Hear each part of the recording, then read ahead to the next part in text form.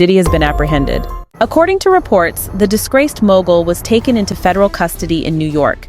Specifically, he was taken to the FBI field office in Manhattan. According to TMZ, feds were planning on arresting Diddy this morning, Tuesday, September 17th. But something prompted them to move in Monday night. It appears the action was taken in connection with the ongoing criminal investigation into alleged sex trafficking and other offenses that led to search warrants being issued and executed at Diddy's homes in Beverly Hills and Miami. Combs, then known as Puff Daddy, was at the center of the East Coast-West Coast hip-hop battles of the 1990s as the partner and producer of the notorious Big, who was shot and killed in 1997.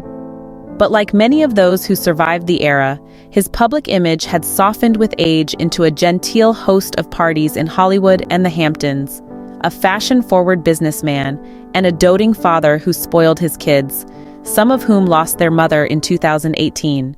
But a different image began emerging in November, when his former protege and girlfriend, the R&B singer Cassie, became the first of several people to sue him for sexual abuse, with stories of a steady stream of sex workers in drug-fueled settings where some of those involved were coerced or cajoled into sex. In her November lawsuit, Cassie alleged years of abuse, including beatings and rape.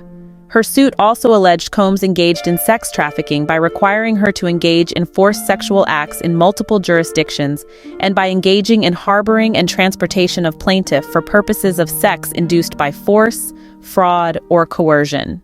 It also said he compelled her to help him traffic male sex workers Combs would force Cassie to have sex with while he filmed. The suit was settled the following day, but its reverberations would last far longer. Combs lost lingering allies, supporters, and those reserving judgment when CNN in May aired a leaked video of him punching Cassie, kicking her and throwing her on the floor in a hotel hallway. The following day, in his first real acknowledgement of wrongdoing since the stream of allegations began, Combs posted a social media video apologizing, saying, "I was disgusted when I did it, and I'm disgusted now." Cassie's lawsuit was followed by at least a half-dozen others in the ensuing months.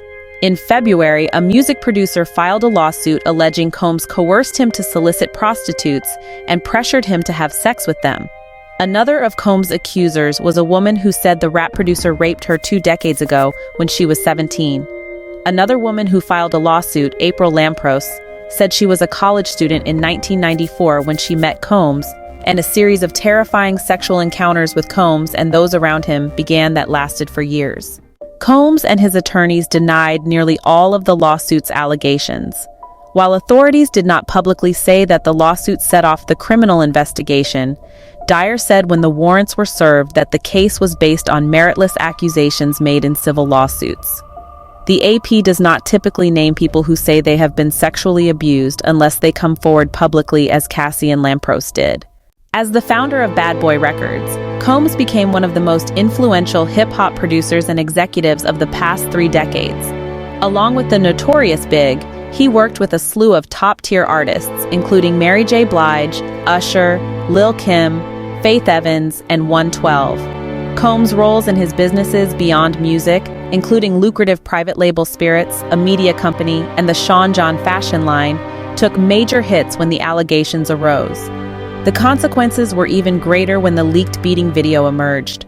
Howard University cut ties with him, and he returned his key to the city of New York at the request of the mayor. Diddy's attorney, Mark Agnifilo, tells TMZ, "We are disappointed with the decision to pursue what we believe is an unjust prosecution of Mr. Combs by the U.S. Attorney's Office. Sean Diddy Combs is a music icon, self-made entrepreneur, loving family man, and proven philanthropist who has spent the last 30 years building an empire, adoring his children, and working to uplift the Black community." The arrest comes as Diddy continues to face serious legal trouble, most recently with former bandmate Dawn Richards' sexual assault lawsuit filed last week.